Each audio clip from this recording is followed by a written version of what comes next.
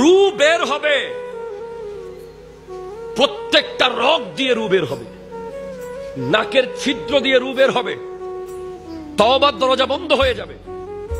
হাদিসে পাকে আছে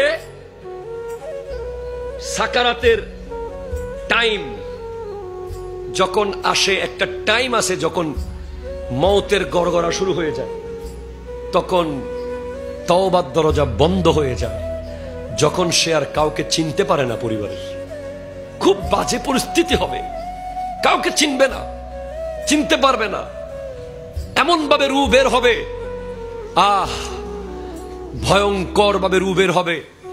চোখ দিয়ে রু বের হবে, নাক দিয়ে, কান দিয়ে, প্রত্যেকটা ছিদ্র দিয়ে রু বের হবে। বের হওয়ার পরে গোটা পৃথিবী দুর্গন্ধ, দুর্গন্ধ, পচা গন্ধ, বিশ্রী গন্ধ। ফেরেশতারা বলবে, কে মারা গেল দুনিয়া